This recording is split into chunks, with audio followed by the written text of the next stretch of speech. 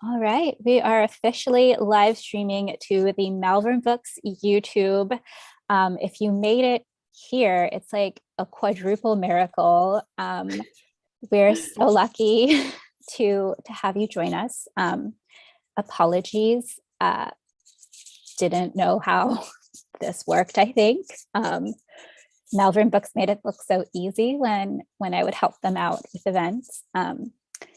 But yeah, we'll let a few folks start to trickle in, um, and yeah, just kind of get settled. Tell all your friends that you can find us at the Malvern Books YouTube this evening. Yeah, this is a very special event because we've never had this particular set of our host publications chapbook prize winning authors in one place and one time. I guess we're technically not all in one place, but we are all in one time. And we're here in our little boxes, and we're going to hear some of the most amazing poets I know read all together tonight, which would have made Joe really happy. We're so happy to be having a celebration on his birthday. Anar and Joe and I were all born in December.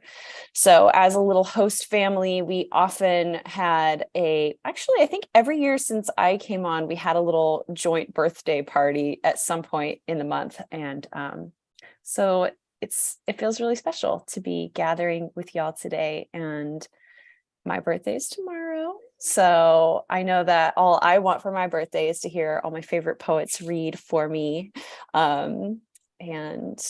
And yeah, it's for Joe, but it's also for us. So thanks everybody for being here.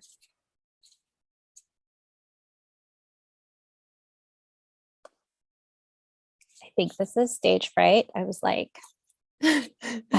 have so much to say, but I'm terrified. More than anything, I would just like to express gratitude to our community, a community that was gifted to us by Joe, that Joe shaped, and we have just been so grateful and lucky to be a part of and to help grow and cultivate. We're grateful for everyone that has checked in, who has helped us continue putting out our chapbooks, celebrating our poets, remembering Joe. Yeah, I think about those early days of grief, where losing Joe just felt like a whole world disappeared. And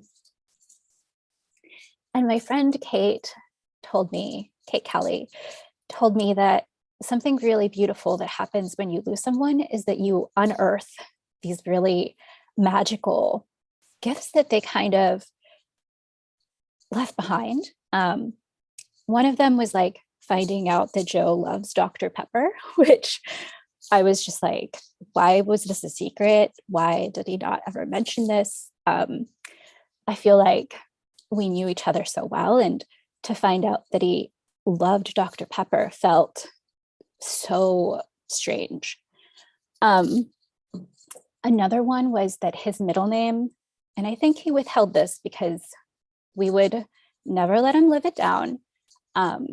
His middle name was Warlick, and he was into the occult and esoteric literature, and yeah, and we were always like, he's kind of witchy and very like reserved way. But if we knew that, like, if I just thought it was W, I didn't even question what the initial was for. But yeah, as the months have gone on, we unearth episodes of the podcast, or where something just really resonates or speaks to us now. Or like this evening, finding out there was another YouTube channel that's post publications. And I'm sure he just forgot he made that account. So yeah, this post Joe world is just still filled with so many wonderful gifts to unearth.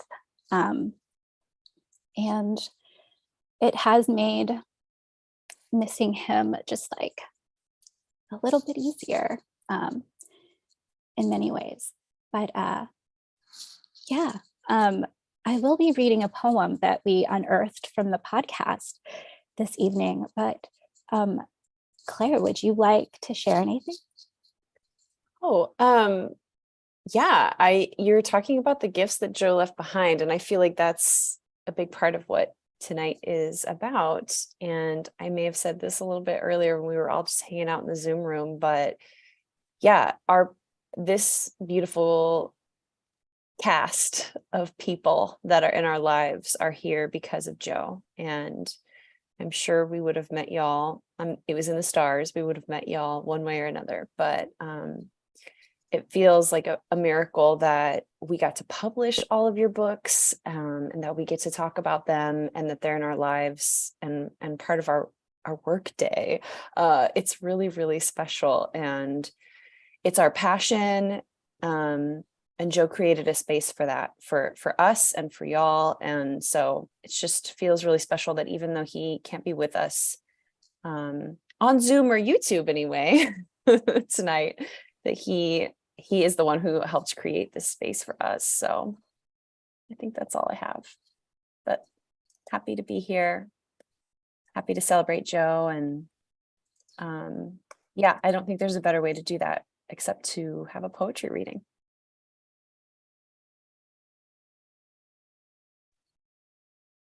If you are familiar, you will get to hear Joe's fantastic voice. And yeah, we just loved his voice and would always ask him to join us on the podcast. It was always a little bit more homework for him, but he was always very eager to hop on for special episodes. And I'm not sure if this was the last episode, Claire, you can correct me, but we did a Poetry Month episode.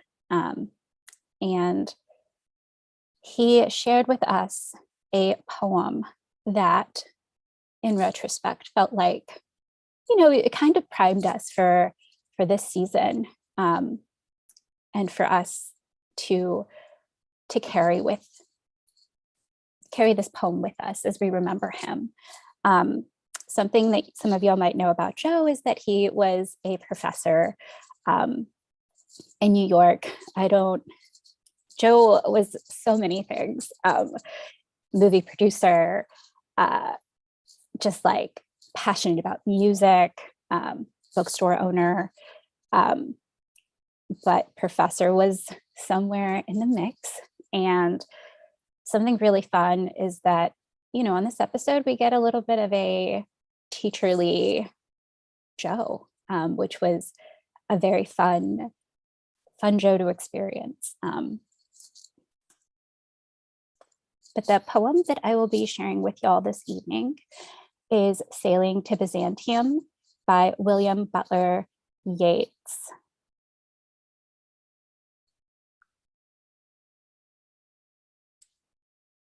That is no country for old men, the young in one another's arms, birds in the trees, those dying generations at their song, the salmon falls, the mackerel crowded seas, fish, flesh, or fowl, commend all summer long, whatever is begotten, born, and dies. Caught in that sensual music, all neglect monuments of unaging intellect. An aged man is a paltry thing, a tattered coat upon a stick, unless soul clap its hands and sings, and louder sing for every tatter in its mortal dress, nor is there singing school, but studying monuments of its own magnificence. And therefore I have sailed the seas and come to the holy city of Byzantium. O sages standing in God's holy fire, as in the gold mosaic of a wall, come from the holy fire, burn in a gyre, and be the singing masters of my soul. Consume my heart away, sick with desire and fastening to a dying animal. It knows not what it is, and gather me into the artifice of eternity. Once out of nature, I shall never take my bodily form from any natural thing, but such a form as a Grecian goldsmiths make of hammered gold and gold enameling to keep a drowsy emperor awake, or set upon a golden bough to sing to lords and ladies of Byzantium of what is past or passing or to come.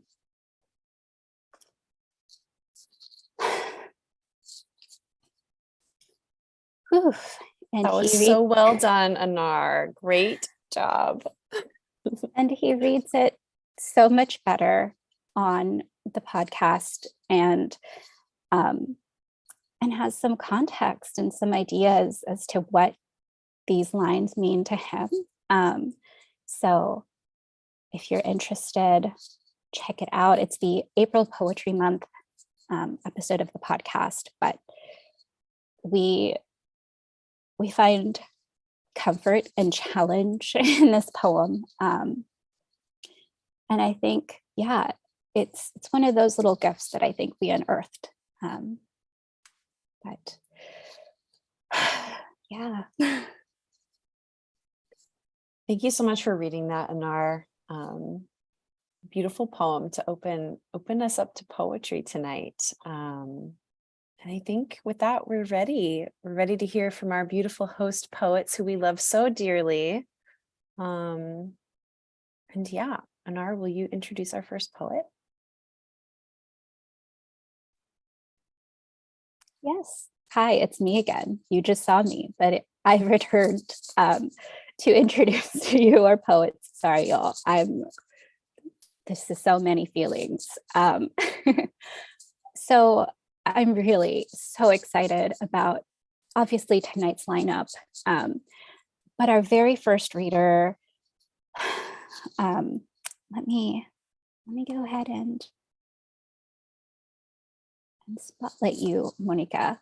Our first reader for this evening, when we wanted to do the Host Publications Chapbook Prize, was the first person we wanted to bestow this honor upon, to kind of set the tone and the bar for what we wanted to do. We have so much admiration and love and respect for Monica Teresa Ortiz, and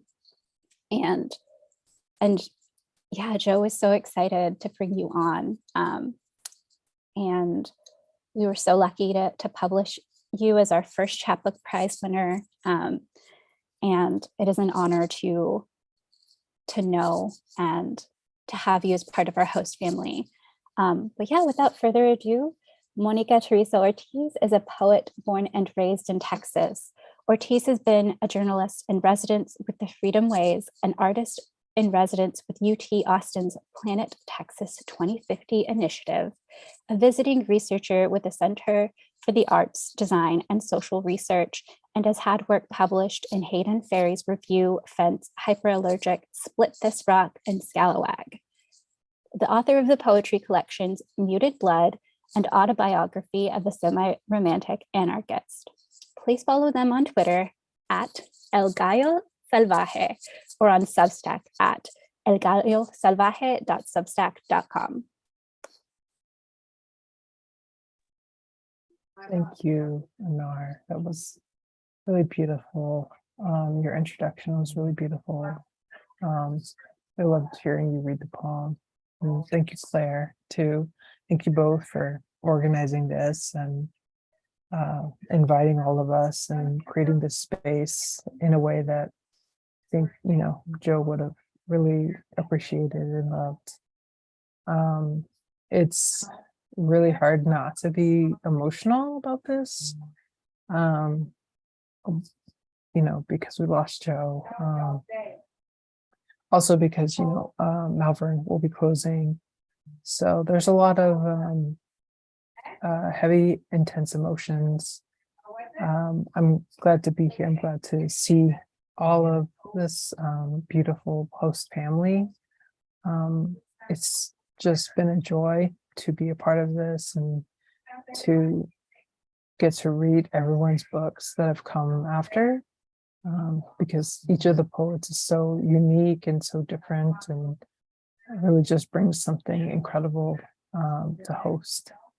And I feel like that's just a testament to like Joe's vision and like his intentions. And one of the things he was, he could be very quiet, but he was always very present in whatever space. Like he was always listening, and he was just he was a dear, and we miss him.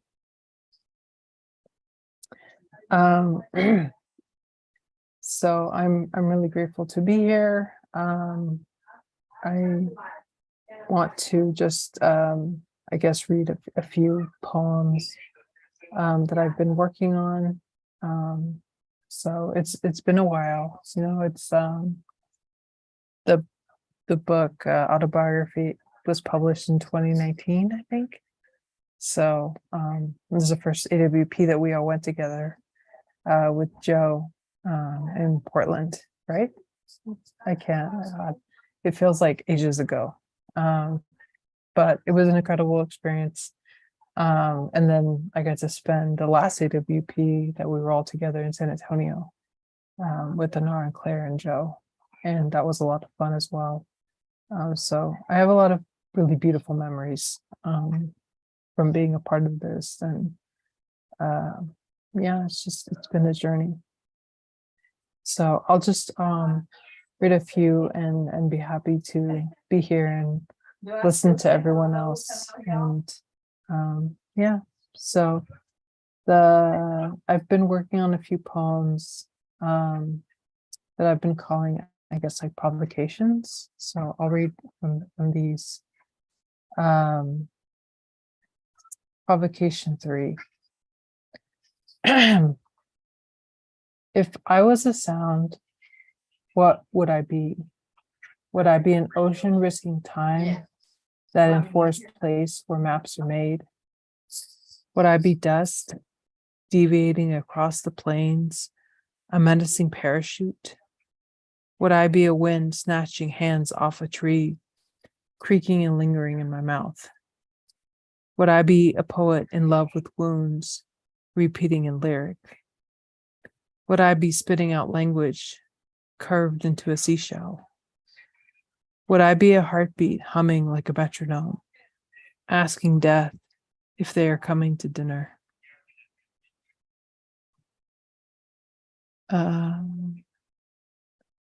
Well, I will read a second one from that series, Provocation 2.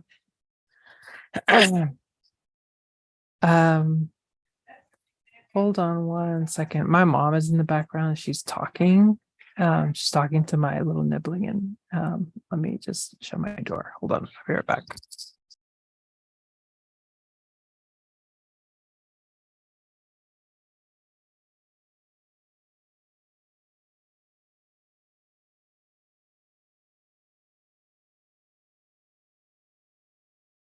Yeah, it's it's fun.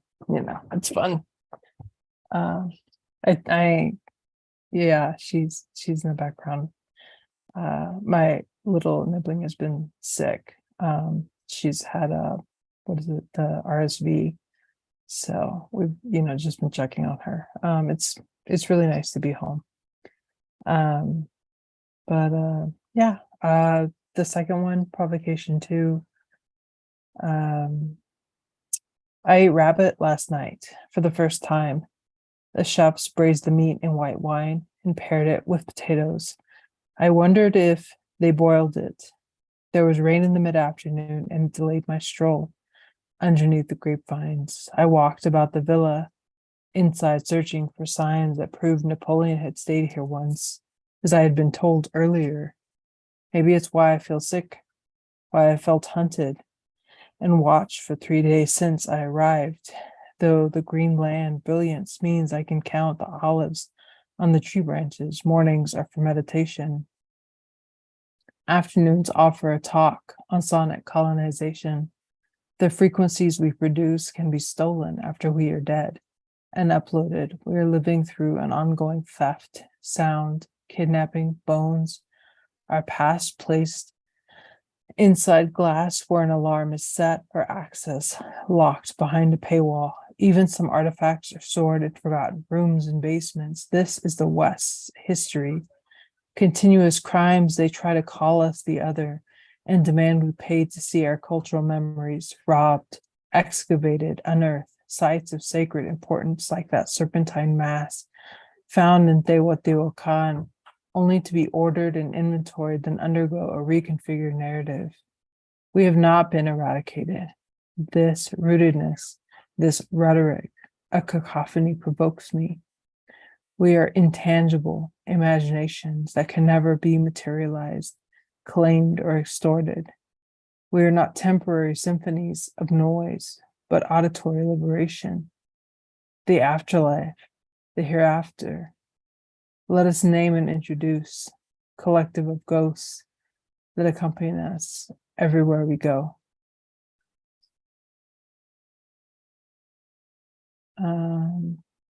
Cool. I will just close with one short poem, and then I will be happy to listen to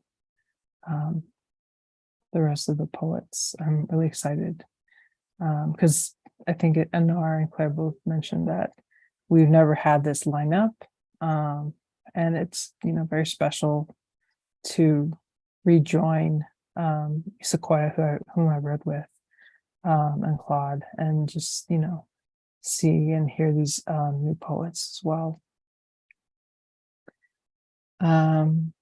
This one is, I wrote this earlier this year, but it's December, another year that we've been here with COVID. So it's titled after a Frank O'Hara poem.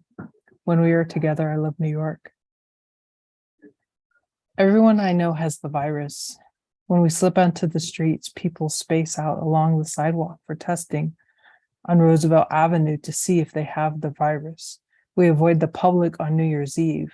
A negative PCR test is required to prove I don't have the virus. When I arrive at LaGuardia a year after the pandemic began, former cop Eric Adams is sworn in as mayor amid a surge of the virus. The pandemic salivates at the opportunities to spread among voters. I hope for louder calls to abolish the police, but all I hear is coughing, coughing, coughing. They ask us to keep voting instead of keeping us all alive. What if instead of putting our faith in elections, we just believe in each other? Cops are another kind of contagion, but the only disease anyone will name is an airborne virus that thrives from community spread. There are more than 3 or 4 variants of the virus. Quarantine only lasts a few months, thanks to the government and the CDC. I stay inside the apartment with my beloved and we watch cinema. But the virus remains outside, so we binge episodes of My Love from the Star, a K-drama about an alien that arrived during the Joseon dynasty, and before a virus halted productions and social distancing became a part of our vocabulary, alienation is another symptom of the virus. I don't touch anyone but my loved ones. Mostly everyone in Jackson Heights masked up, and I should feel safer from the virus, but 7 local trains dragging from Flushing to Hudson Yards gives me anxiety. When I'm with you, I forget the virus. Isolated us, although I wonder if anyone else hears all the coughing, the constant coughing. We plan our solstice together and Queens is hushed.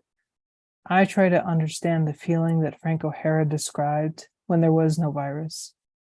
Are we being cheated out of a marvelous experience? Thank you.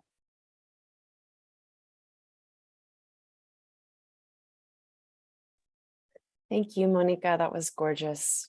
I love hearing new work. That feels really appropriate for the coming of the new year, and also just the birthday celebration of it all, that we are doing our emotional best to uphold.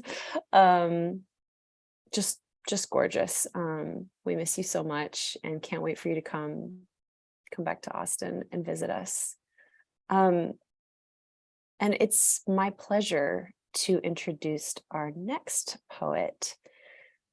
Julie is someone I've known for quite a few years. I think we're coming up on almost a decade, which is crazy to think about, Julie. Julie and I have had workshops together and have really, gotten into the nitty-gritty of poetry together and are still friends, which is a minor miracle in and of itself. So one of my favorite poets on the planet. She's absolutely bonkers. She doesn't come out of her cave to read very often, so we're really happy that you're here, Julie. Julie Howd is the author of Threshold, winner of the Host Publications Chapbook Prize, and Talking from the Knees Up, which came out with Dancing Girl Press in 2018. She holds an MFA from the University of Texas, Austin, and has received fellowships from the Juniper Summer Writing Institute and the James A. Michener Center. Her work can be found in A Dozen Nothing, Sixth Bench, The Spectacle, Deluge, and elsewhere. Welcome, Julie.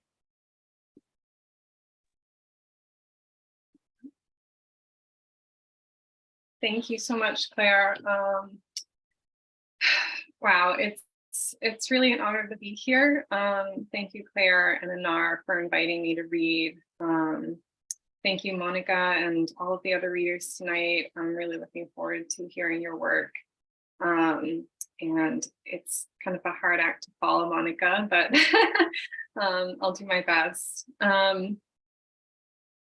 I feel really fortunate to have had the chance to get to know Jo on a personal level. When we all went with the host crew to AWP in San Antonio. I only spent a few days with him, but it feels like I knew him much longer than that. He just has that welcoming and that warmth. He's just such a kind and generous person, and goofy, and it was just so much fun hanging out with him and just seeing him open up. And I'm just so grateful for his contributions to the poetry community and just for supporting my work. It's so meaningful to be able to read at his celebration of his life. So I will start with one poem that is a meditation on death, and then I'll read some regular poems. Death springs slowly from a bulb at the pace of petals opening. Its two slow arms, like roots nuzzling through dirt, outstretching to grab hold secretly an expired sun lurking on its shelf. The white arms of death are fully grown by the time they puncture the topsoil of the rainbowy garden, announcing themselves with the murmur of a blizzard on a summer's day, and the pale faces of orchids all wear the muted O of an unfinished life.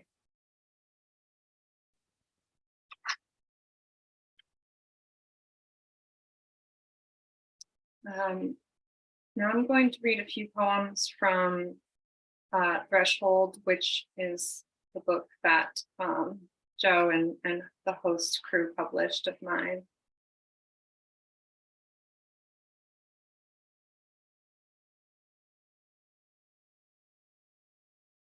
Cytokinin. I submit my foibles to the sea, Tellurians adjudicate in the compound. Great quantities of naught are eliminated, allowing the blue mermaids to ponder their self-worth. What does the body want? With the quickness of a lilac, it flourishes, Upward through the xylem, the spirit molecules flow and accumulate like dust on a dandelion head, saintly nimbus, or ice crystals suspended limbless in earth's allure, refracting time backwards into our eyes, which have already died by the moment of their dissemination. One day I dreamed I was eating lunch. One day I heard a very soft noise inside my head. With a dreamer's persistence, I followed the mumbling of that ancient script and thus await my life in a state of perpetual vernissage, reveling in aboutness. There is no need to fret about what gray egg you may be incubating. Just play whatever damn song you like on a phonograph if you can, because even though some say it doesn't really sound any better, its fuzzy warmth is reminiscent of the womb.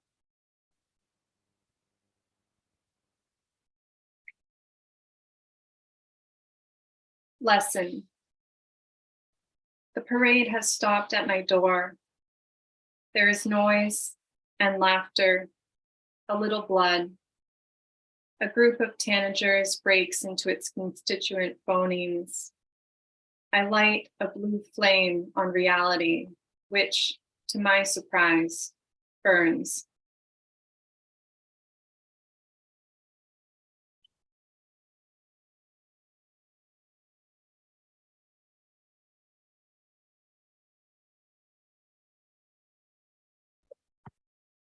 Mortal, immortal jellyfish.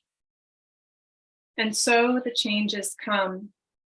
Polyurethane cerebella calculate the precise number of afterlives they must inhabit before returning to the code.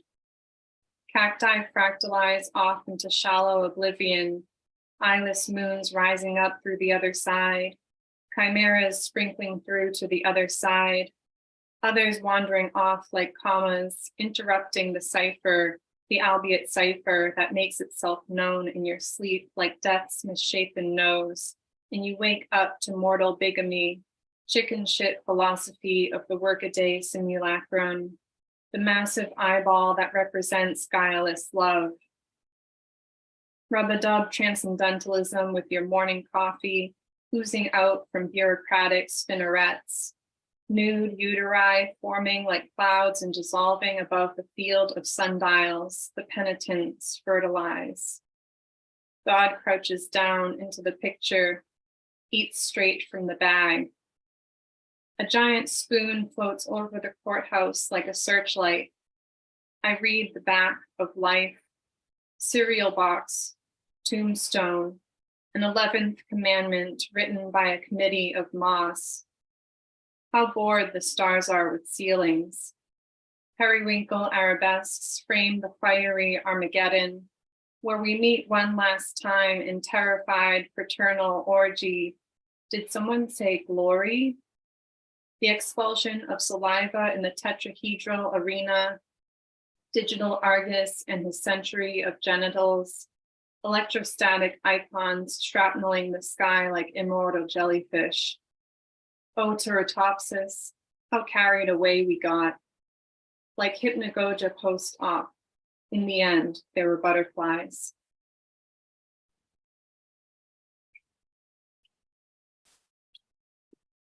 Now I'm going to read a few new-ish poems.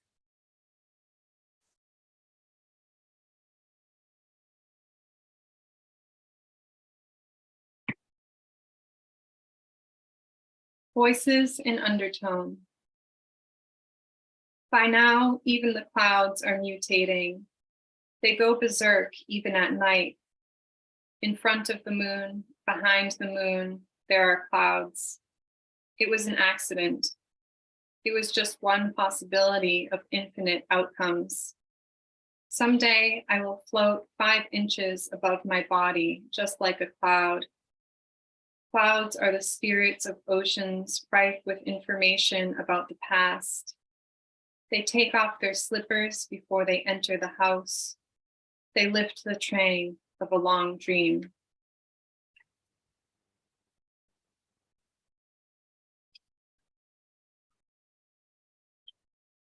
Spider season. Trees don't make a sound. Even the rustling you hear as the wind diverts the branches of an oak is the wind's alone. Just as the wind making seashells of my ears has nothing to do with me. In days gone by, I would tear down spiders' drapes and watch wildflowers die slowly in a red cup. Now I only pick flowers with my mind.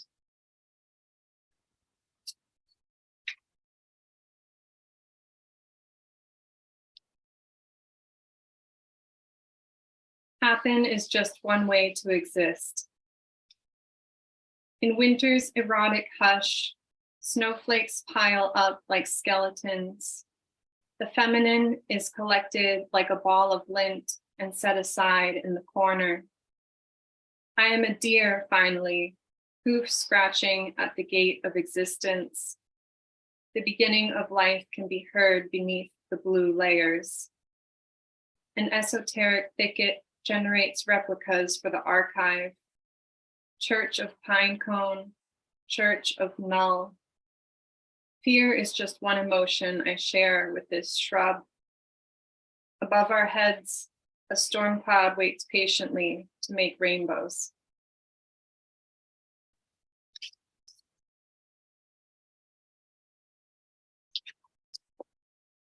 I'm just going to read one more poem. Thank you, everyone out there in the internet for tuning in today. It's really meaningful to be here again, and thank you again to Claire and Anar for organizing all of this. This is really wonderful, and happy birthday to Joe.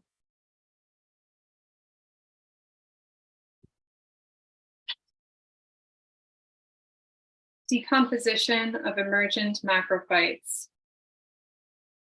The triumphant phallus of a fly agaric shoulders its way through topsoil, entertains a coalition of gastropods.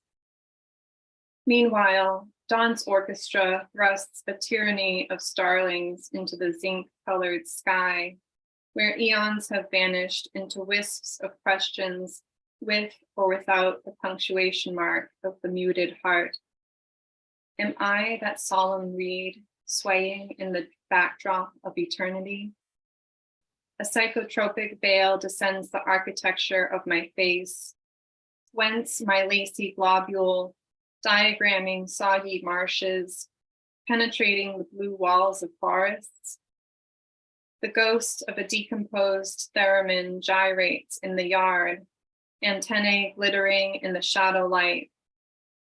Electromagnetic buffalo engage in the sacrifice of an aquatic shrub, which is the original geomancer of the Megalayan age and exists now only as lines traced in our memories, a neurologic traffic light. In the deconstructed tapestry of the final judgment, my eyelids become a soft mattress on which you can rest your most salient vegetable. Thank you.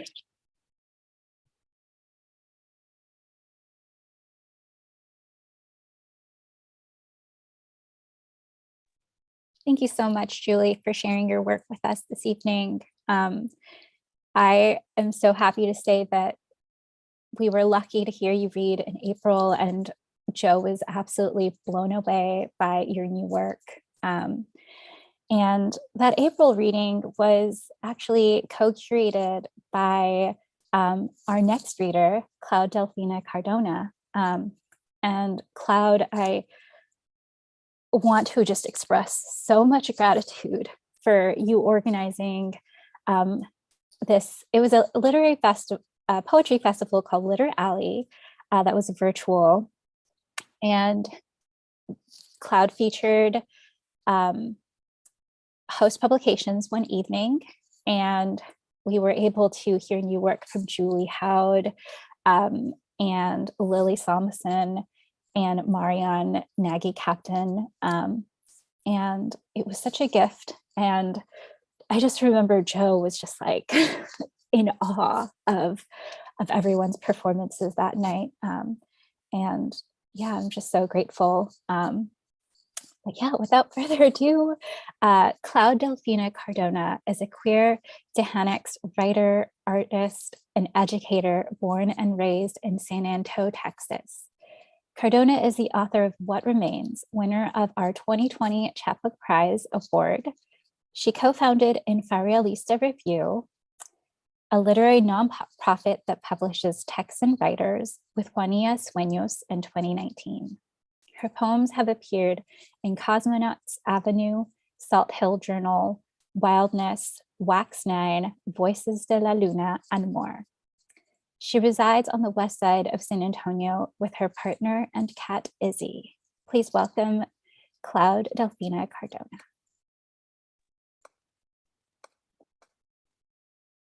Thank you for those compliments, Anar. I was just thinking about that reading recently, and just like I found a little tablet on my desk of like notes I was taking during Julie's reading about like making observations at like, I don't remember the specifics, but it was like ruminations on like death and like, you know, while you're like grocery shopping or something like that. And I just like got so much from that reading, and so much from like everyone published by Host. Like I'm so excited for Bianca's book coming out, Gemini Gospel, and y'all just do like incredible work.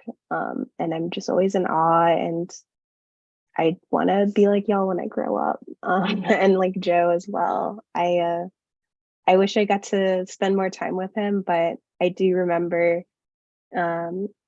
signing my books when they first came. It was 2020, so it was like pre-vaccine. You know, everyone was isolated, and he like drove around, I think, for like 30 minutes, and I was like furiously just like signing these books in my house. And he came back, and I just like really appreciated the fact that he like drove to San Antonio and came and did that. And he always just felt like just a very kind, like calm presence, like in the room, and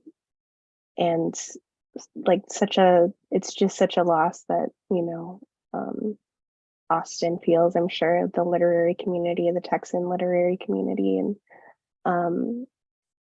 And so I just want to try to honor him by reading some work from What Remains. I'm always just obsessed with how well y'all just like put books together. Like I'm just like, oh my God, I still like, it's still settling in that like I got published by y'all, and I'm just really happy to be part of the Host family.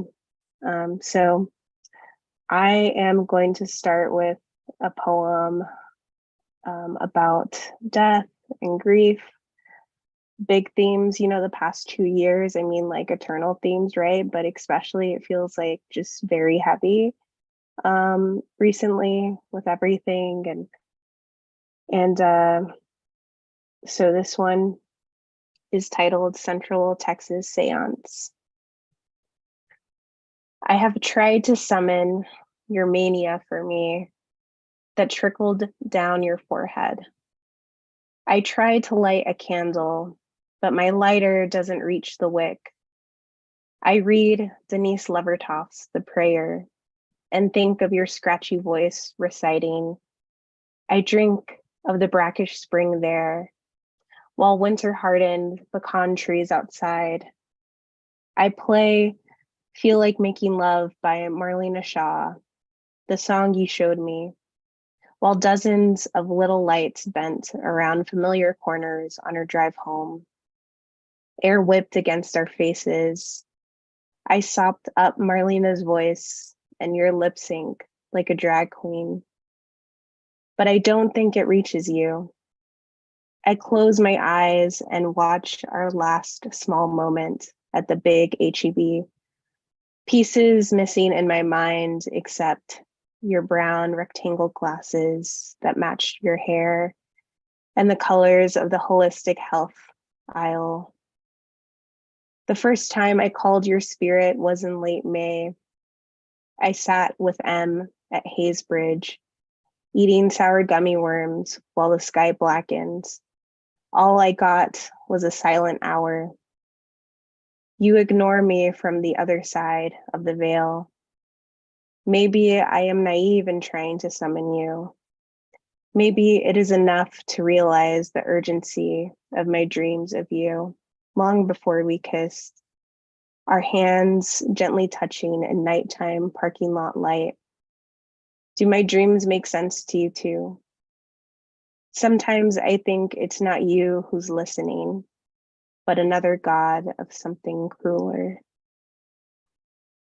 And so that poem was actually inspired by, I don't know if anyone in the audience or the YouTube streaming world knows Wade Martin. He was a poet that went to Texas State, and he was part of the Austin literary community, and he passed away back in 2020, like in March.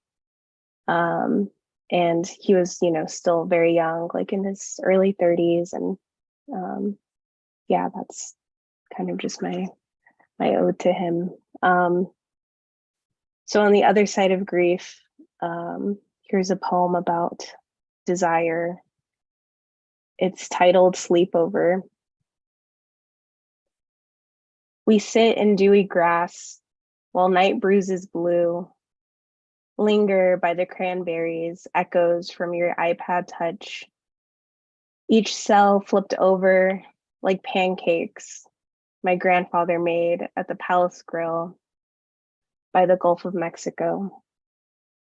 We move to your backyard trampoline while other girls talk of God at the patio table. Radiohead's High and Dry speaks to us like tarot cards. Your hands touch the pleats of my blue dress while we both forget to breathe. You were the only one who understood my inclination for sentimentality.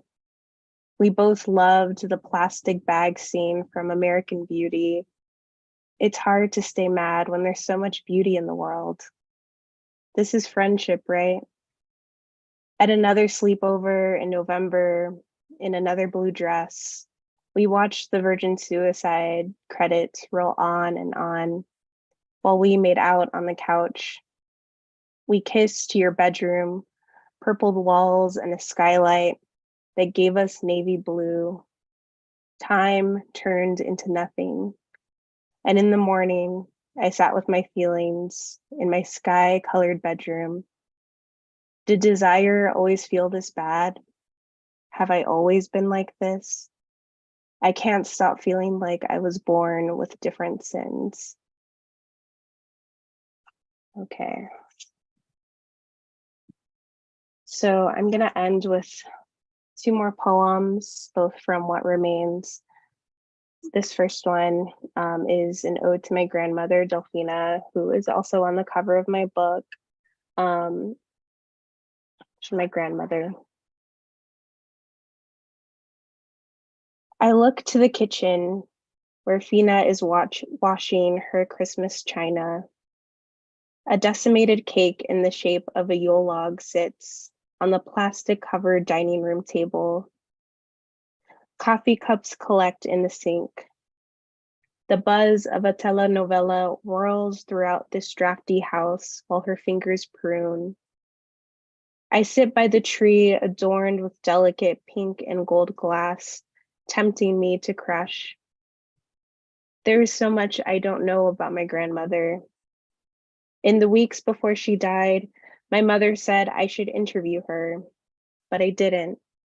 I knew if I did, it would mean admitting to myself that she was going to die soon. I wish I could have seen her dance in her black dress that I inherited but can't fit into. In old photographs, I see that her smile is my smile. I try and summon her when I listen to Los Panchos and wander through my apartment, lighting all of the candles I own. I open all of the windows and wish for that Christmas Eve silence, waiting for the distant sound of hand swaying in dishwater.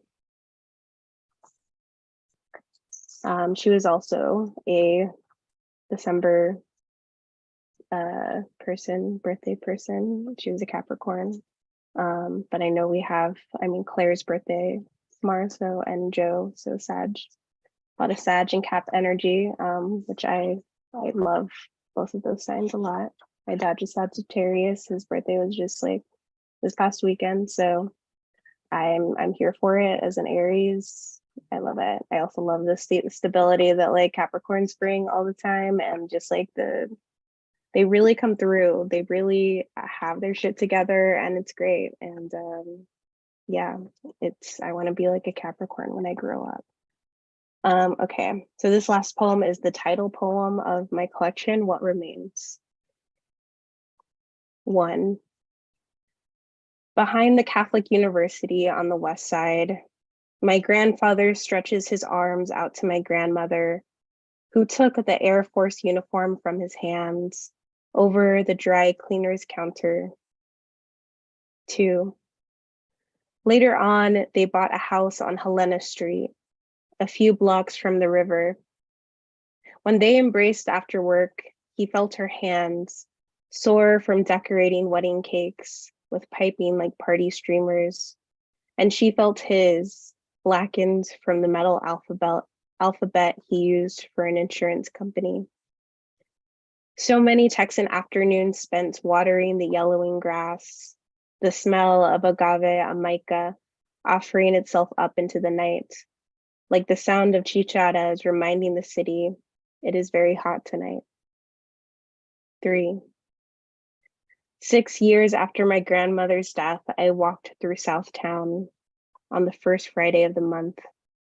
I sat on a stranger's front porch with my beloveds, head tilted back to a barely visible moon. Vendors sat by their foldable tables while we reclined on concrete steps, kissing cold aluminum until the homeowner's headlights turned our bodies golden. 4. 6 years after that Friday night, an environmentally friendly bicycle shop has painted over the gas station, candy-colored bicycles kissing the metal stands out front. 5. What remains in Southtown is the landscape of feeling. Sharing earphones with a friend while we sat by the river, away from all the people.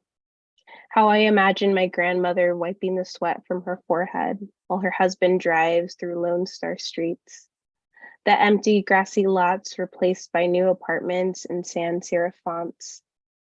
What remains is hearing heavy bass during a walk through residential back streets. 6. Wait, no, it's not heavy bass. It's the sound of everyone who has ever lived here, celebrating by the bougainvilleas, twirling into early morning until they are satisfied. Even when I'm far from Southtown, the echo of my grandfather's guitar and my grandmother's polyester pants always finds its way back to me. Thank y'all so much for listening and inviting me to be here. Thank you so much, Cloud. I will never forget those last lines with those polyester pants. It's such a vibe and I love it so much. It's so nostalgic and homey and true. I've loved everyone's work so far tonight has just been phenomenal. So thank you all so much. I think it is now time for us to take a short break. So we'll have a 5-minute intermission. And we'll just keep it rolling, right, Anar? So it'll be the same link. Yeah. We're going to stay on the YouTube, but our authors are welcome to mute themselves and turn off their screens and just kind of float away to get some water and stretch your legs. Yeah, and we'll be back in 5 minutes.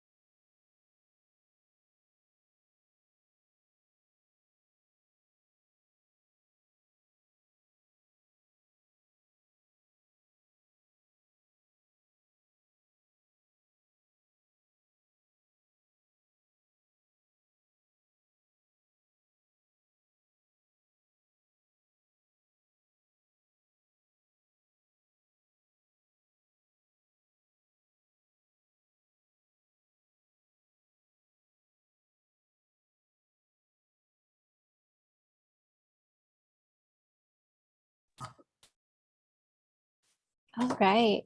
Well, our poets make their way back. I want to do my little infomercial that I do for every reading. Because we are celebrating Joe's birthday today, I want to tell you about ways you can celebrate Joe. Support your local bookstore. Malvern Books, if you're here in Austin, we've got some great sales going on through the month of December. Right now, you can get 30% off. Come on in. Claire and I are helping out. We've got some other really great booksellers on the floor, and we love talking about books. and Joe loved talking about books and local bookstores. And so please come and visit us. Give your money to small businesses. And yeah, another great idea would be to make a donation. We have a few different organizations we're happy to recommend.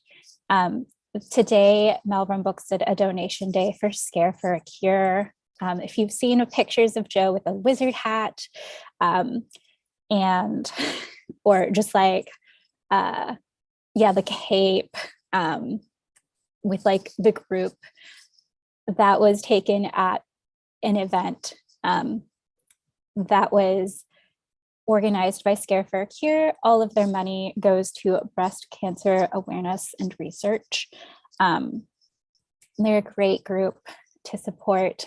Joe was also passionate about music. As you all, I'm sure, know, please consider making a donation to KUT or KMFA. And another great organization would be the Center of Survivors of Torture. And yeah, other small ways is sitting down with the people that you care about and sharing a meal and coming together and just being present with them and just like savoring that moment. Some of our favorite memories with Joe is just enjoying food and conversation. And yeah, that's an easy one to do. Yeah, order 2 desserts. Always order 2 desserts for Joe. And I'll say one more place that's in town that I know he loved to support because they were a fellow literary space in Austin is Torch Literary. What am I saying? Torch Literary Arts. What's the full title? Is that right? Yeah. I don't know why that sounds wrong, but check out Torch. They are doing the coolest work. Amanda Johnston is to support Black women writers in Austin and also all over the place, all around the world. So Joe was really happy that we were starting to form a relationship with Amanda and with Torch this year. And we will continue that. And that is a great place to donate as well. Yeah, so many different ways to celebrate a person that was generous and a lover of life. Lattes, oat milk, his just driving. He just loved to drive. I know Cloud mentioned that he drove to her to have the book signed. And he really loved that day. He spoke very fondly. Yeah, we have more recommendations. Just tweet at us if you're like, I want to celebrate Joe today. Now I'm just being silly, which is another Joe thing. He was very funny. Well, are we ready to hear some more poetry? Yes, please. Okay. Claire, will you introduce our next poet? Yes, I will. So our next poet is Lily Somason. Lily, we met on Zoom for the first time. I think, well, we sort of met in Portland but it was like a real quick hi and bye. And then we formed a relationship on Zoom. So when we finally got to spend some time with you at AWP this year, actually, it feels like last year, but it was just this year. I won't forget, speaking of just funny, goofy Joe anecdotes, that we had this wonderful author dinner that Lily, you were there, and it was kind of a first for a lot of us. And Joe ordered this fish at this restaurant, and no one knew. He didn't know. None of us knew that it came on fire. So Lily get to see firsthand one of our favorite little moments where Joe's fish arrived, and it was not just on fire like it was supposed to be, but it was out quickly going out of control. So the server had this look on her in her eye, like the place was about to burn down.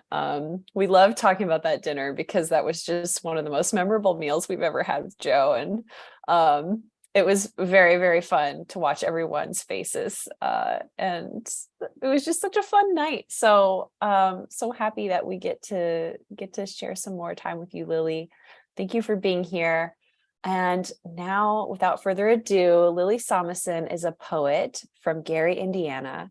She's the author of Mistaken for Loud Comets, winner of the Host Publications Spring 2021 Chapbook Prize. She has also been published in the Academy of American Poets, Underblong, Court Green, and Columbia Poetry Review, among others. She's currently a third-year poetry MFA candidate at Vanderbilt University. Welcome, Lily. Hi, everyone.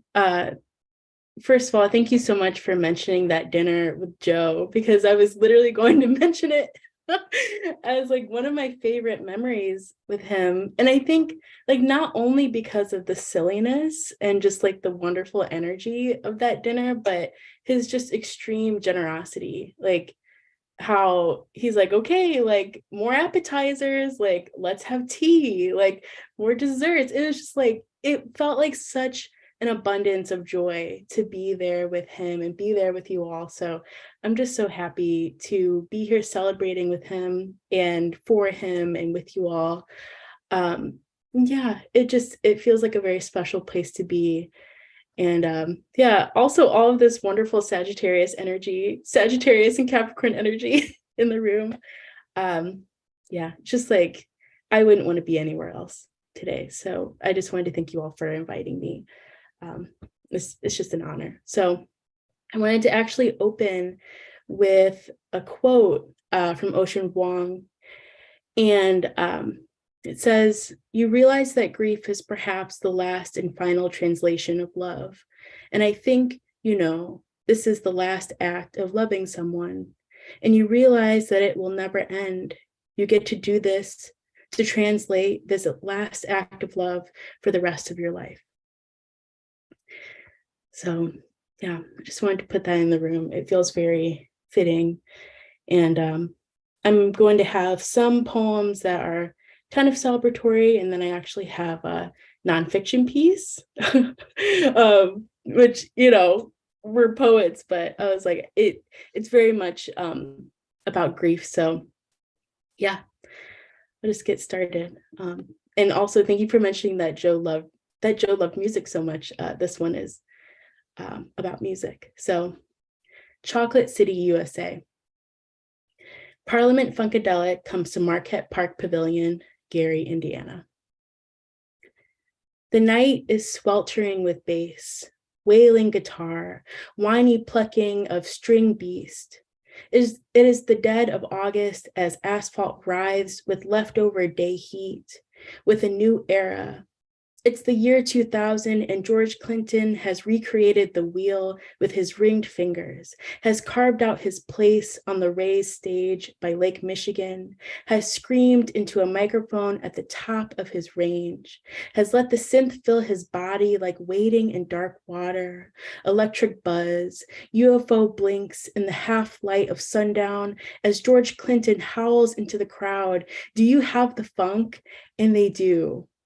While the going is good, while the meal is still hot, while the people are swaying in unison as instruments fight against fingers, violet light burning brilliance into the retinas.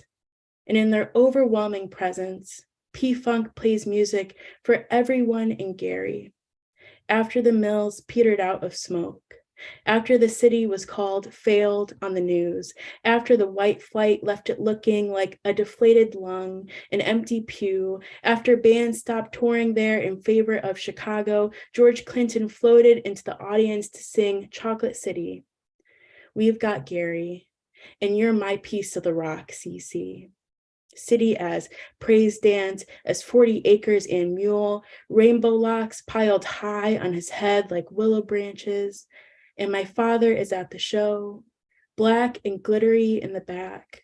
My younger self on his shoulders as he exhales, Gary, you're my piece of the rock. God bless this chocolate city and its vanilla suburbs. God bless the calamity of the truth.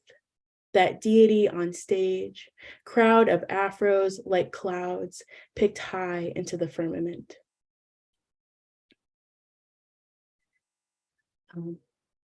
And then my next one is called Rust Belt Pastoral, and this is my attempt at an abecedarian. So Rust Belt Pastoral. A snap of ice beneath boot. Bloodroot road that coils under highway overpass. Control fire dunes black with soot. Dead grass, winter's imprint, the color of evening goldenrod. Blue collar hands, city cleaved from finger with tweezers from the medicine cabinet. Growing up wading in waste ponds, big sisters on the lawn haloed in sticker burrs. A home is associative logic. Imagine light in the peripherals.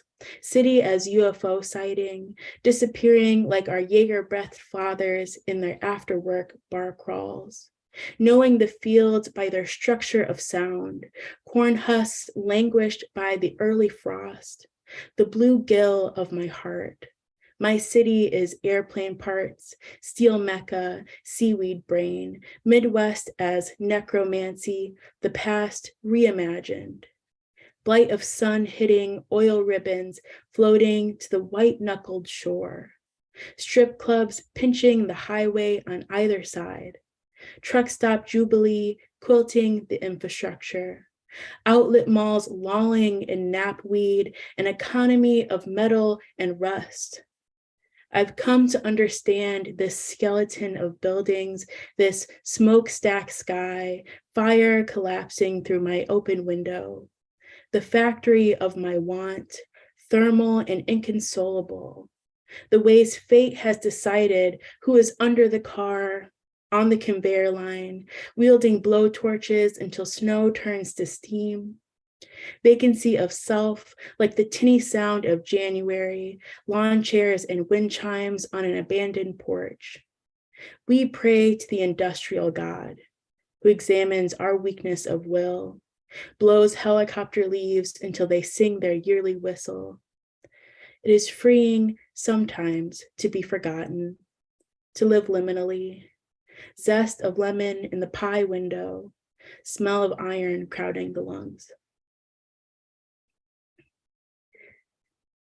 And this will be my last piece. So I just wanted to say thank you all again so much for letting me be here and celebrate Joe with you all. And this one is about grief, and this is about the passing of my aunt. So this is called The Year of Mourning for Susie. You rarely show up in physical ways, sometimes in the faint smell of almond or pink shadows in the door frames. But a year after your passing, on a trip to Sewanee running from grief, a black cat waltzed onto our cottage rental's wraparound porch. I won't lie, I was looking for a miracle, and here it was.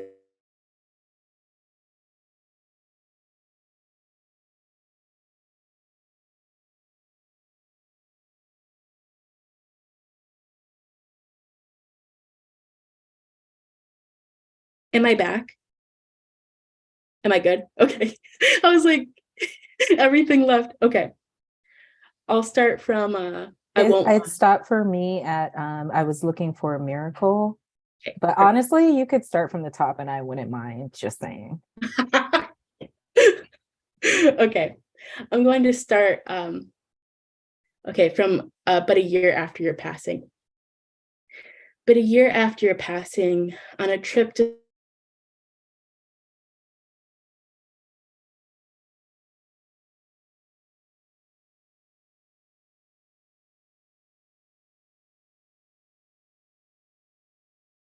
suspended on live wire, we had packed up for the night and settled in when a little black paw rested on the back screen door.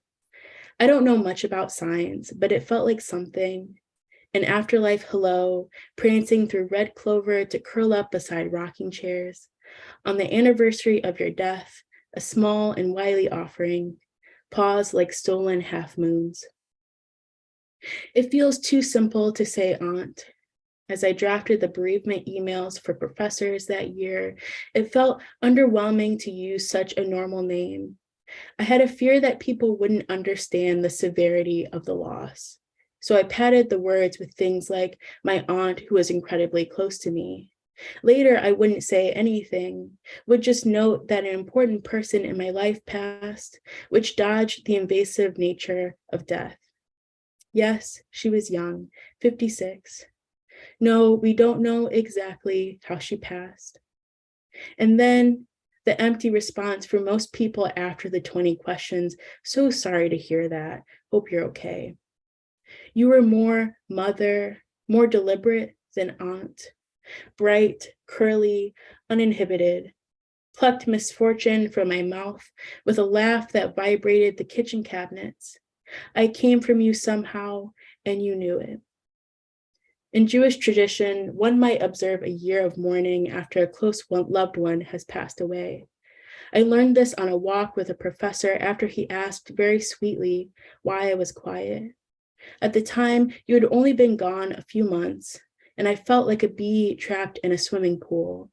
When he mentioned the year of mourning, it gave me permission to feel as awful as I did. And I took that year very seriously. Wore black, listened to people more intensely, traveled to your house in Indiana more often than before to connect with Midwest humidity, with wet heat that sticks to the back. For a year, I told everyone I was at half capacity, something I'm sure you wouldn't want. As I round the second year and now the third, what excuses do I have to be at half capacity still? Everything feels just as waterlogged, as hazy as it was in the beginning. We adopted the black cat.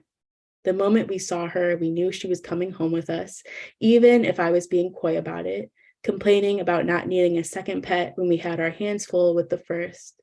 My partner laid himself out on the front porch chair, inviting the cat to perch up on his chest. His shirt buttons caught a glimmer in the Tennessee sun, refracting fields of light.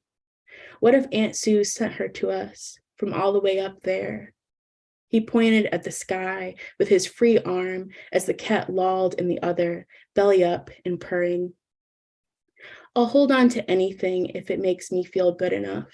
I'll believe any miracle if I am able to hold it up to the light, study the prisms it throws. In my year of mourning, I wanted to find the up there. I looked in the white sky over Nashville, cumulus clouds packed with slats of rain. Looked in your tackle boxes of jewelry, hair still wound absent-mindedly to the chains of your necklaces. In the video where you scream laughed at a joke being told, glasses tipped to the front of your nose.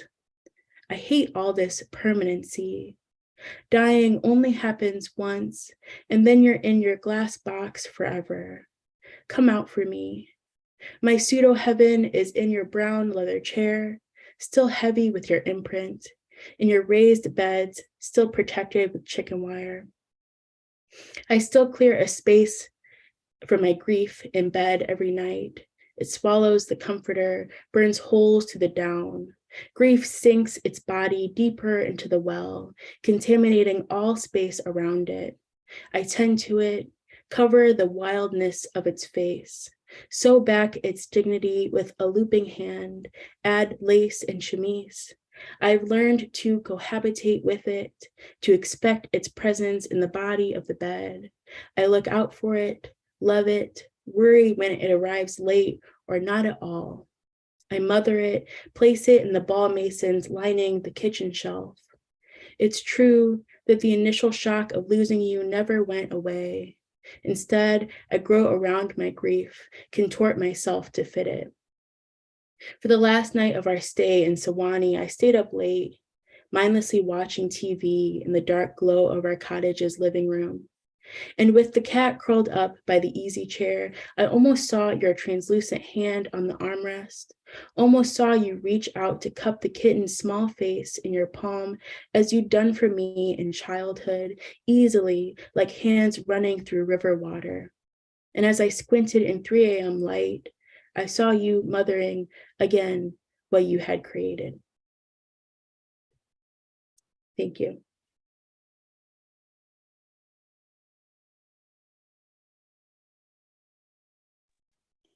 Wow, Lily, that was just such an incredible portrait of grief.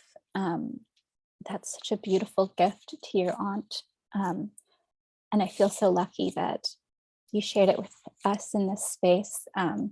Really resonated. Yeah, thank you. I'm very moved. Whew. Yeah, I feel like that just needs a moment. That was powerful. I need more nonfiction from you, I think is what's happening. But yeah, thank you. I remember Joe hearing the Gary, Indiana poems and being just blown away. So it was such a gift to hear them again this evening. We're excited about what all of our poets have been up to. And yeah, we're so moved and inspired by what all of you have created since being awarded the prize. And yeah, we're just so eager. You know, we want to enjoy the moment, but so eager to see what happens next.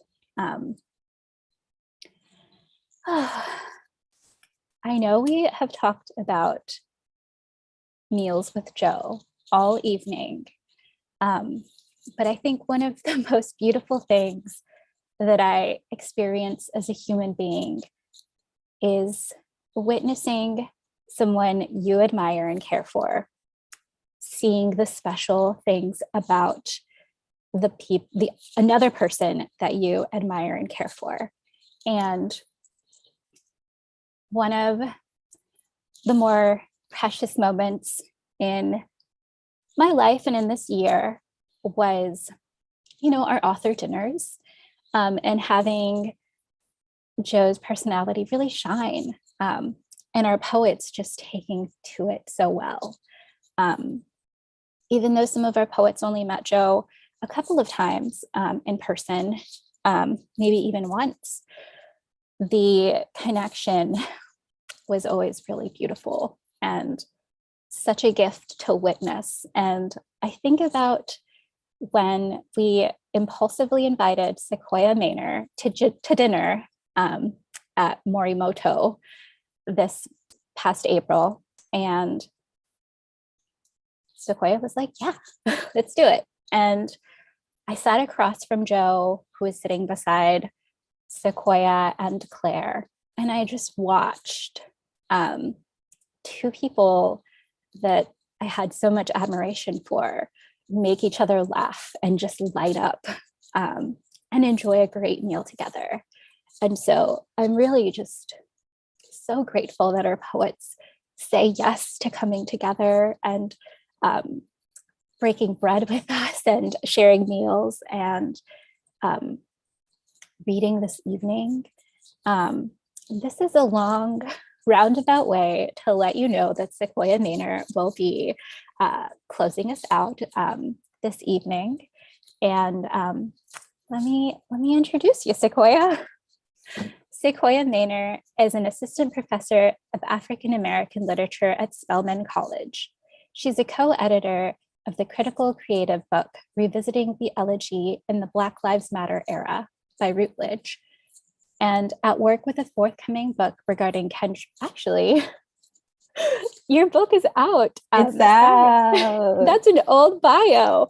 I'm just losing my mind this evening. You have to go and get To Pimp a Butterfly. That was part of the 33 and a third series through Bloomsbury. You can find it at like Waterloo, at any record store that knows what's good for them. All right, and her writing has been published in Auburn Avenue, The Feminist Wire, Meridians, Langston Hughes Review, and other venues. Please welcome Sequoia Maynor. Nar, you're absolutely so sweet. I don't know how I'm going to follow this lineup. You guys have all been incredible. To have all of these voices in one room for me has been a little bit overwhelming. I think before I even start talking, I'm just going to read the epigraphs that open Little Girl Blue that published with Host a year ago this time. It's incredible to believe that a year, what? And so much has happened. But this little book, I call it my little sad girl book. It's a collection of elegies. I'm thinking about loss and grief and mourning and living in the wake of all that, and thinking about how grief might catalyze something within us. So the first epigraph is from the brilliant theorist Christina Sharp and her book In the Wake. And she asked the simple question: how do we memorialize an event that is still ongoing? And the second epigraph is from one of my favorite novels, Ralph Ellison's epic Invisible Man. And this is the nameless protagonist. And he says to himself, I felt as though I'd been watching a bad comedy, only it was real and I was living it, and it was the only historically meaningful life that I could live. And I guess I just wanted to open with those epigraphs because I just feel like not only do they capture this collection, they also just capture where I am now in the middle of my own grief. Some of you in the room know that my mother recently passed away, right? Just about a month ago. And last week I buried her. I returned home to California, my hometown, had funeral services. So I'm in the thick of it. And I got the email request while in the thick of this unfathomable grief, and immediately said yes. I only met Joe once, really, and it was at the most recent AWP in Philadelphia. We sure did go to Morimoto. It was hilarious because they're like, author dinner? I'm like, of course, I love food. What are we going to eat? Oh, let's have sushi. Oh, that's cute. I'm thinking it's a little hole in the wall sushi spot. No, we're going to Iron Chef Morimoto. I was like, I am underdressed for this, but let's go. And in that shared meal, I feel like I learned a little and also so much about Joe.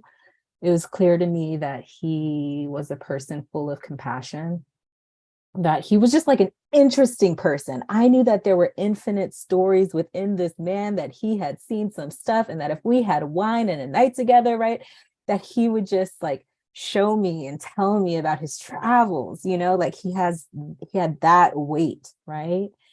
He was also chill as fuck, like just cool as a fan, just chill. And I love that, right? And when I think about Joe, I will always remember him not only for giving Little Girl Blue, this book that I never even like dreamed could exist in the world, giving it a home that is such a fitting home, like I love what we created together. But I'll also remember him from Malvern. That place was very essential to understanding myself as a poet. Like I'm thinking about all the spots that I read it around Austin, and at Malvern in particular, in that space, I took risks. I read new poems, poems that terrified me, poems that I didn't know how they would hit a crowd's ear, but I wanted to test stuff out. Like it just was that kind of space where that kind of experimental nature was welcomed. And I so appreciate that. Right. Like, so that one time that I read that one long ass poem, right, within Little Girl Blue, that is in the voice of a white supremacist terrorist, it was in Malvern. Right. And I'm not sure that could have happened in other spaces. So I'm just so grateful. And in that vein, I am actually not going to read from Little Girl Blue tonight. I'm going to read new work, right? And I just want to read it for a couple of reasons. One, I think it's a poem that takes risks. I'm going to start with one poem and kind of see where I am on time, and actually let me set my timer. I think it's a poem that takes risks, and that reminds me of Joe and Malvern. It's also in Malvern that I first read kind of the most difficult poems that were personal and confessional and about my relationship to family and my mother. So this poem is about, it's okay. So I have two moms, right? Sorry, I'm going to stop talking. I'm going to read the poem, but you guys have to know a little backstory before I read this poem, right? So 2022 has been incredible for me. One, I have lost my mother, who I love dearly. We had a beloved relationship, so beautiful. I'm so grateful I got to spend 30 years of life with her. I'm so grateful that we chose each other. She's my adopted mother. Just love her so much, right? And I'll think about her every day. 2022 is also the year that I met my biological family, right? So after 30, me and my sister separated in foster care, right? 35 years apart, didn't even know each other existed, finding each other in 2022.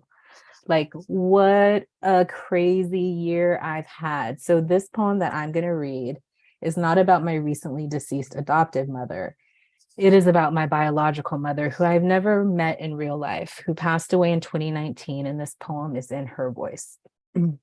It's called A Benevolent Terror. And I actually kind of wanted to show, can I share my screen? Because Anar, I'm doing new design stuff. This is one of my favorite like memories. One of my, like, I'm so appreciative of working specifically with Claire and Anar, because they helped translate my poems to this visual realm that I had within me, but didn't know how to articulate, right? So this poem is a little visual. I think the only other thing that you need to know about it is that it has a little music, which is so fitting for tonight. It means that I'm going to sing badly, and I'm so sorry about that, but deal with it, okay? Okay, thank you for listening to me ramble. This poem is called A Benevolent Terror for Synesia. Dear daughters, in this city where grounds shake and tides roll, where earth unburies itself and what is left of a forest burns, I tried to make a home, tried to forget the cruelty of my condition, and decided that no thing is worth saving. It's too late, baby, now it's too late. Dreaming blaze, dreaming regretlessness, dreaming banishment, I ran. I ran during the thickest hour of night with hounds at my heels and the devil at my back. I ran in search of luminous light, bitters, and balm. I ran with my knowledges, salty loam, iron smell of menses, plum dark nipples, and the brutal ways of men. In my feverish desire to desire, in my search for a safety, I ran west until I hit the ocean.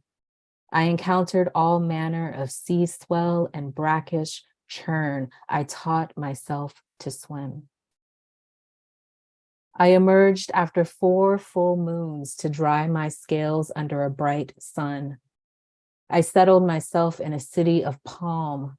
Hardened vowels worn soft by sea adorned my wrists in copper and wove sea kelp into my locks. Trailing brine, neighbors knew me by my scent, named me water woman, grew ravenous for the flesh of fish, pollock and herring, snapper and amberjack. Mouths dry with want of meat, they groaned melodies of need, tongued choruses of coercion, harmonied my ravishment, filled their bellies of me. It's too late, baby, now it's too late. Though we really did try to make it. Turned over, turned out, turned off, I forgot the principles. Forgot that land is the perceptible summit of what rises from sea, and so we stand. Forgot that ocean is one body of accumulations, a wet lung of respiration, and so we breathe. Forgot that blue is a process of the eye's refraction, an absorption and a refusal, so we see. Forgot that ocean is graveyard, womb, and portal, so we are. I brittled my scales into razored edges and calcified my fishy body from the inside out. I called myself a no thing, relinquished given and chosen names, sheared my salt-smelling hair, dried my fins in the sun until they atrophied.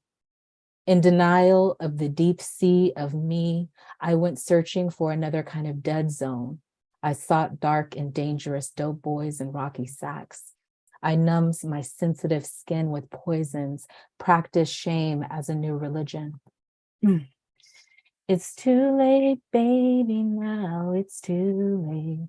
Though we really did try to make it. Something inside has died and I just can't hide and I just can't fake it. Daughters conceived, daughters carried, daughters kidnapped, daughters constellated. This is your birthright. Your polyp-weighted ovaries and failing organs, your swallowed confessions and that oceanic smell you have, your lungs coated with tar and bones broken by the force of a lover, your appetite for fucking, your appetite for concerto and collage, your ability to discern music in the clinking of shell casings, your ability to shift language into a melody of manifestation, your empty cavity for 2 daughters and 2 sons, your alchemical composition of gunpowder and cologne, your conception and kidnap, your sense of reinvention, your numb and your hurt, this rage you carry, this bright, hot expansion. You are my only gift. And that's the end of that long, weird, strange poem. Yeah. I forgot to time myself. I think I'll read just one last poem if I have time and if you don't mind. I'll read a short poem. And this is from Little Girl Blue. And it's titled The Day That Prince Died. And the one thing that I will say about this poem is that you'll hear a slur in this poem. And this was a slur that was hurled at me because I was a young little girl who loved Prince, right? The day Prince died. Oh, and it starts with a quote from my favorite song, one of my favorite songs from Prince. It's called Dark. It's on his 1994 album called Space or Come. I always get it mixed up. I think it's called Space, right? But it's this bluesy song. And he says, how could you, babe, leave me in the dark? The day Prince died. The day Prince died, she devolved into muteness, returned to stubborn silence, sucked her thumb, curled into herself, lashed out at anyone bold enough to ask, "How are you?" She wondered, danced profusely, returned to a time when her name was Desire, pronounced Desiree, when everything was erotic, when everything was beautiful, strange, and they were faggots. When she fainted before the fourth encore and revived by the finale, when he was ageless and she was agile, they risked it all, leapt with abandon, landed in deep plie, full second, graceful as Alvin Ailey dancers in Revolution, Revelation. She always landed on her feet. Let the music be her guide to getting off proper. She fucked girls. She fucked guys. She liked fucking herself most. She didn't believe in nasty bodies nor sin. She knew her body and what to do, knew the difference between feel right and feel wrong, found a creamy center, said, "I would die for you," said, "Nothing compares to you," said, "I want to be your lover, baby." She jacked them off before blotting her black lipstick. She married a man. She married a woman. She was always alone. She said, "I don't understand why you have to hurt me, baby. Hurt me in the dark." Thank you.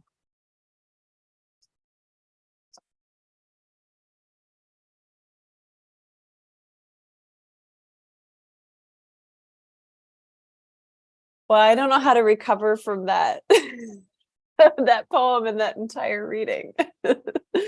It's yeah, I agree, Monica. I feel breathless as well. I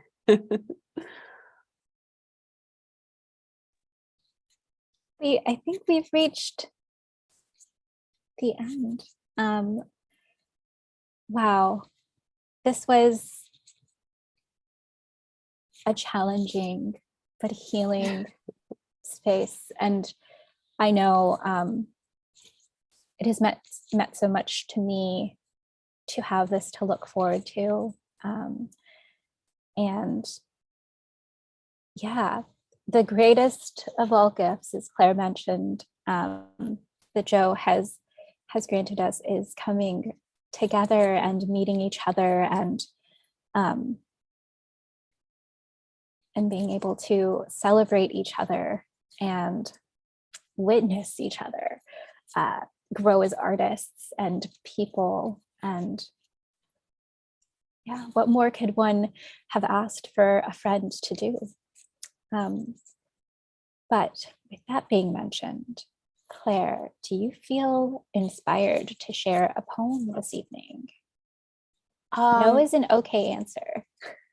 I will. I would like to share a poem that I wrote for Joe, if that's okay. I feel like it's not going to be very good compared to what we have just heard. That's a fact. But I truly wrote this just after Joe passed, and I feel like I don't know what it was for if it wasn't for tonight. And I will just offer a tiny trigger warning that there's some hospital stuff in this poem because it came straight off the heels of that experience, but it lands in a happier place. So if you don't want to hear the hospital stuff, you can mute for the next 30 seconds to a minute. But yeah, thank you, Anar. I will say also that I was thinking about that poem that Anar read at the beginning, Sailing to Byzantium, that heavy,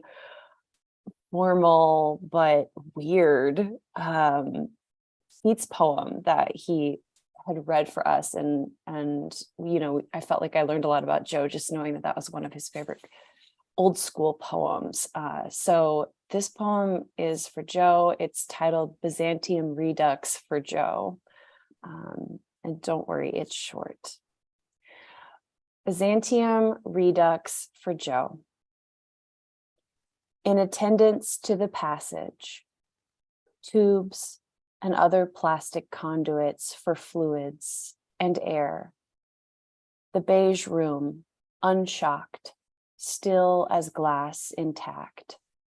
Crescent of mourners circle the body of a friend, and with words, some unspoken, wish him safe sailing, hope that beyond themselves, Beyond this ragged, beating grief, encased in beige, there is a moonlit city, trees rustling with the dreams of sleeping birds, that a channel exists, slipping through night's boughs.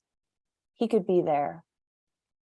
Quietly, he rows a gondola toward an ancient inn where a tender serves his heart's most steadfast, evergreen desires in heavy mugs enameled in tableaus of yore, his intellect aflame in serenity, speaking wilder tongues of gold mosaic, eternity's trick picked like a lock, and in his chest, the drawer finally opens.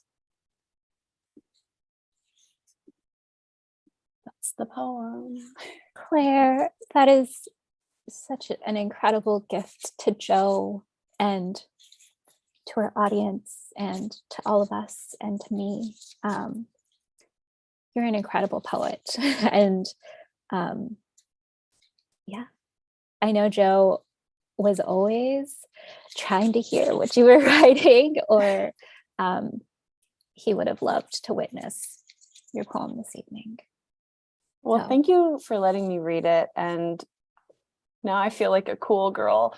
Like I'm somehow on this press too. But I just love poetry so much, y'all. And it makes me love you so much, because you are just like, poetry is nothing without this group of people. So thank you for inspiring me, and thanks to Joe for inspiring us.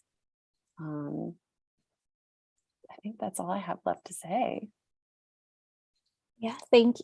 Thank you to our readers this evening.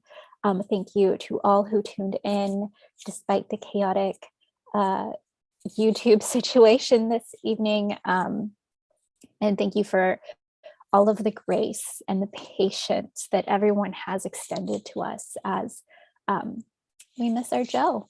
And this is a birthday party that he would 100% approve of. All that's missing is cake. So thank you all for tuning in. We're going to end the live stream and hope that you have a great meal and hug the people that you love this evening.